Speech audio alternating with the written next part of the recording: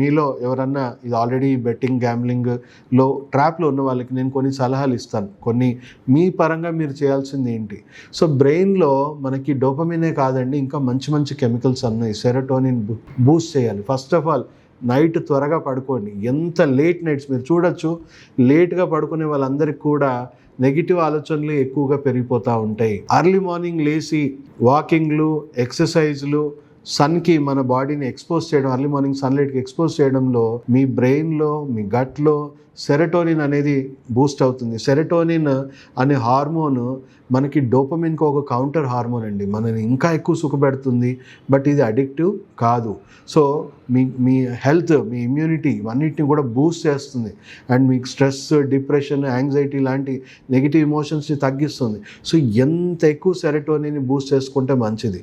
So అలా యాత్రలు చేయండి, ట్రావెలింగ్ చేయండి. సో చూస్తున్నాం మనం, చాలామంది యూట్యూబర్స్ పెద్ద పెద్ద ట్రావెలర్స్గా కూడా ఉన్నారు. ఆయనకు ఆ ట్రావెలింగ్లో ఆయనకి ఆ సెరోటోనిన్ అనేది బూస్ట్ అవుతూ ఉంది. సో ఆయనకి డోపమిన్ కంటే ఎక్కువ సెరోటోనిన్ మీద ఎక్కువ ఆధారపడ్డాడు కాబట్టి ఈ నెగిటివ్ వాటి మీద అట్రాక్షన్ లేదు. సో అలా ట్రావెలింగ్ చేయడం కానీ, లేకపోతే యాత్రలు చేయడం కానీ, లేదా నేచర్కి ఎక్కువ కనెక్ట్ అవ్వడం కానీ, అండ్ నిద్ర టైంకి వెళ్ళిపోండి. 7-8 లోపు మీరు నిద్రపోవాలి. ఎందుకు?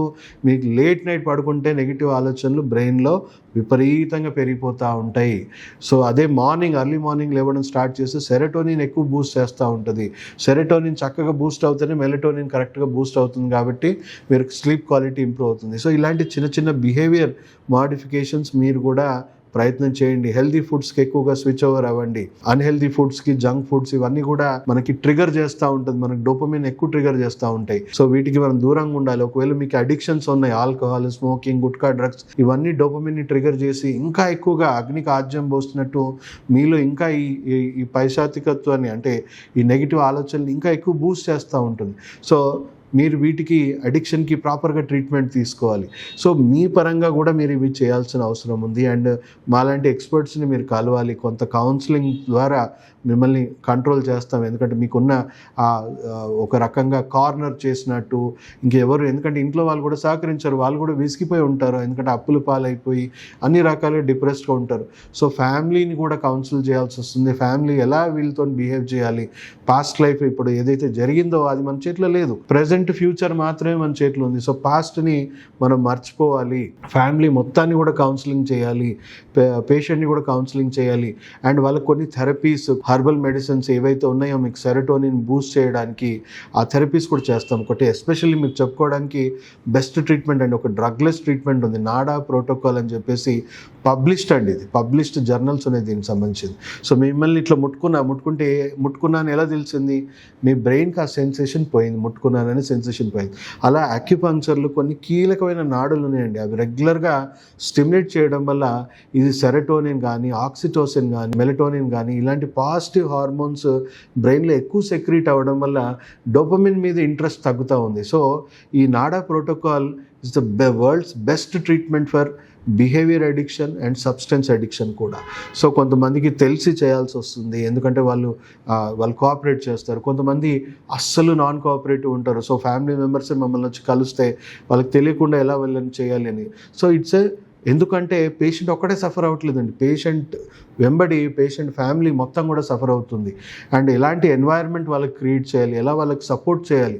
సో ఎంటైర్ ఫ్యామిలీని, పేషెంట్ని మనం సపోర్ట్ చేసి, ఆబ్వియస్లీ తప్పు అందరూ చేశారు, జీవితంలో అన్నీ చేస్తారు. కొంతమంది పెద్ద తప్పులు చేస్తారు, కొంతమంది చిన్న తప్పులు చేస్తారు. కానీ ఎంత అర్లీగా మీరు ఇది రియలైజ్ అయ్యి, అంటే ఎందుకంటే స్టేజెస్ పెరుగుతున్న కొద్దీ అంతే లెవెల్లో అప్పులు అయిపోతాయి, అంతే లెవెల్లో మానసికంగా డ్యామేజ్ అయిపోయి ఉంటాం, అంతే లెవెల్లో శారీరకంగా డ్యామేజ్ అయి ఉంటాం. సో ఎంత అర్లీగా మీరు ఈ బెట్టింగ్ అనే అడిక్షన్లో ఉన్నాము, ఈ బిహేవియర్ అడిక్షన్లో ఉన్నాము అని మీరు ఎంత త్వరగా మీ ఫ్యామిలీ మెంబర్స్ మీరు రియలైజ్ అయ్యి ప్రాపర్ సపోర్ట్ ట్రీట్మెంట్ మీరు తీసుకొని మీరు చేయగలిగితే తక్కువ డ్యామేజ్తో మనం బయటపడే అవకాశాలు ఎక్కువగా ఉన్నాయి. సో చాలామంది పేషెంట్స్ అడిక్షన్స్తో ఉన్నవాళ్ళు, అడిక్షన్ ఉండడం వల్ల మేము అడిక్షన్కి తెలియకుండా ట్రీట్మెంట్, ఎందుకంటే వాళ్ళు తాగాక సార్ విచ్చలవిడిగా మాట్లాడతాడు, విచ్చలవిడిగా బిహేవ్ చేస్తాడు, డ్రగ్స్ తీసుకుంటాడు, గంజాయి తీసుకుంటాడు, అప్పుడు ఇంకా మైండ్ అనేది కంట్రోల్లో లేదు. సో విచ్చలవిడితనం ఎక్కువ పెరుగుతుంది. సో ఏది వాళ్ళ బ్రెయిన్ని అవుట్ ఆఫ్ రేంజ్ తీసుకెళ్ళిపోతూ ఉందో తెలియకుండా కంట్రోల్ చేయాల్సింది తెలియకుండా కంట్రోల్ చేస్తున్నాం, తెలిసి కంట్రోల్ చేయాల్సింది తెలిసి చేస్తున్నాం. సో సొల్యూషన్ ఉందండి. మనం కష్టపడితే ఎంత అర్లీగా ఎంత తక్కువ డ్యామేజ్తో బయటపడితే అంత ఎక్కువగా మనము పేషెంట్కి మనము మెయిల్ చేసిన వాళ్ళం అవుతాం. చాలామంది ఫ్యామిలీస్ సఫర్ అవుతున్నాయి, చాలామంది సూసైడ్లు చేసుకుంటున్నారు. అంత దాకా తీసుకెళ్ళకండి. వీళ్ళంత తక్కువ వాళ్ళకి ప్రాబ్లం ఉన్నప్పుడే మనం ప్రాపర్ ట్రీట్మెంట్ ఇచ్చేసి వాళ్ళని పూర్తిగా మళ్ళీ నార్మల్ లైఫ్కి రీహాబిలిటేట్ చేయొచ్చండి.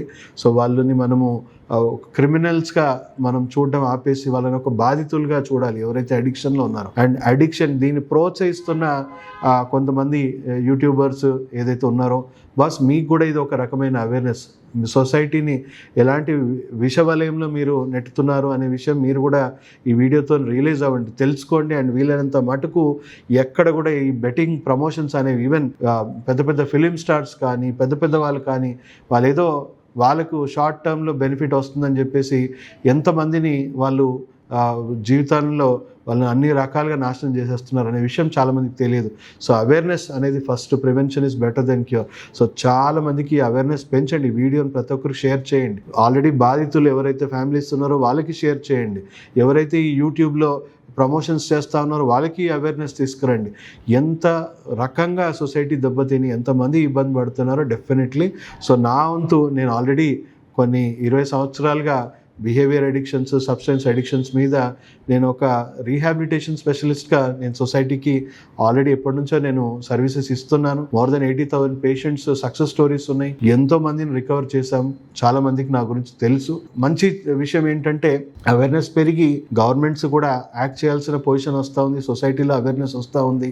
చాలామంది పేషెంట్స్ ఐడెంటిఫై అవుతున్నారు. వాళ్ళకి సరైన టైంలో సరైన ట్రీట్మెంట్ ఇవ్వగలిగితే వాళ్ళని మనం పూర్తిగా మళ్ళీ నార్మల్ జీవితానికి తీసుకొచ్చే అవకాశం ఉంది. సో దయచేసి ప్రతి ఒక్కరికి వీడియో షేర్ చేసి ప్రతి ఒక్కరికి అవేర్నెస్ పెంచాలని కోరుకుంటూ సెలవు తీసుకుంటూ మీ డాక్టర్ సాగర్.